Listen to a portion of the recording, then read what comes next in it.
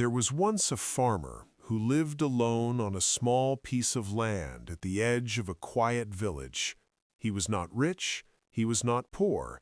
He simply lived, day by day, caring for his crops and his one old horse.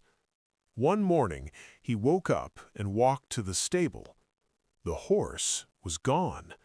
The fence had broken in the night, and the animal had wandered off into the open hills. His neighbors came to see him that afternoon. They shook their heads slowly. "What terrible luck," they said. "You have lost your only horse. How will you manage now?" The farmer looked at them calmly and said, "Maybe, maybe not. Who can say?" The neighbors walked home confused. They did not understand him.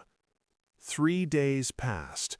Then, on the fourth morning, the farmer heard hooves on the dirt road. He stepped outside. There was his horse, walking home on its own, and behind it, following closely, were two wild horses, strong ones, beautiful ones. The neighbors came running. "What wonderful luck!" they cheered. "Now you have 3 horses instead of 1. You are a lucky man." The farmer watched the horses drinking from the trough and said quietly, "Maybe, maybe not. Who can say?" Again, the neighbors left, shaking their heads.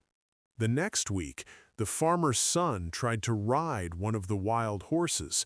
The horse was young and full of energy. It bucked hard, and the son fell to the ground.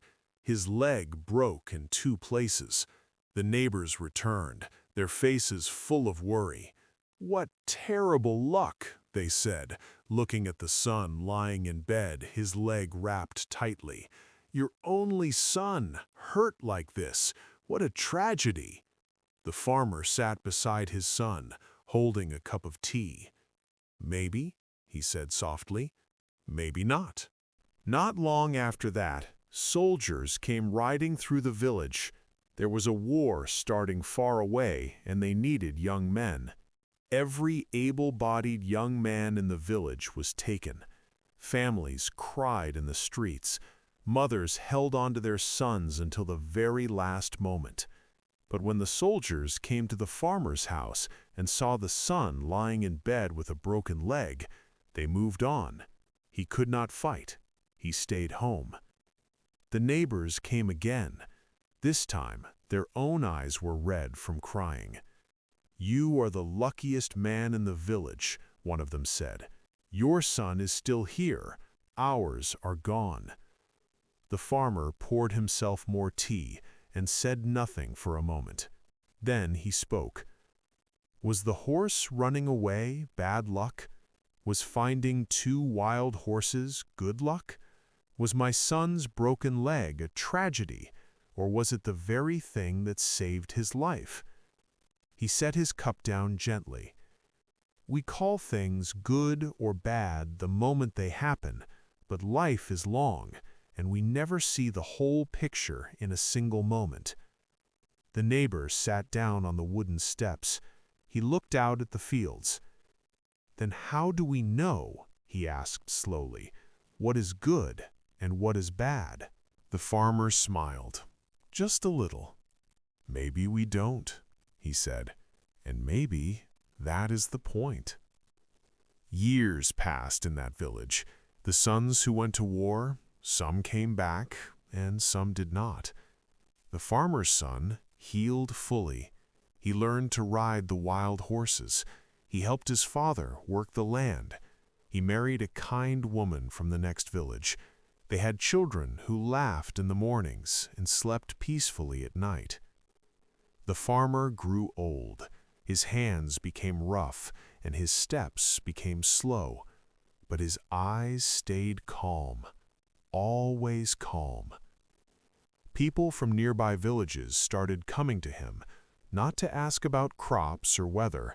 They came to sit with him, to talk, because there was something about the way he saw life that made them feel less afraid. One evening, a young woman came to him. She had lost her job that week. She was frightened about the future. "Everything is falling apart," she said. "I don't know what to do." The old farmer looked at her gently. "Tell me," he said, "has anything in your life that once felt like the end ever turned into a beginning?" She was quiet for a long time. Then she nodded slowly. "Yes," she whispered, "more than once." He nodded back. "Then trust that," he said. "Not every closed door is a punishment. Sometimes it is simply a direction.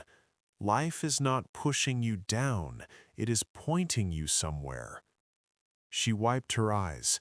She did not feel completely better, but she felt something loosen inside her chest.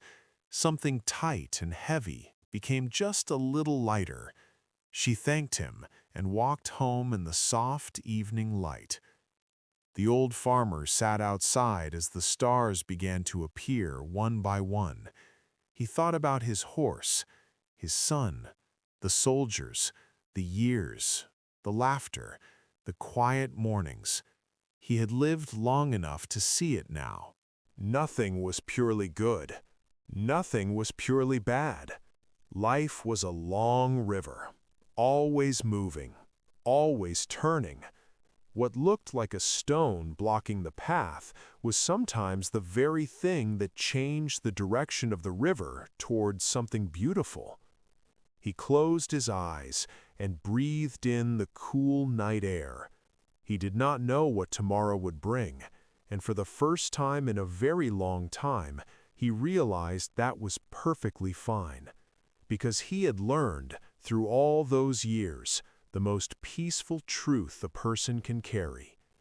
You do not need to know if something is good luck or bad luck. You only need to keep going and trust that the river knows where it is flowing.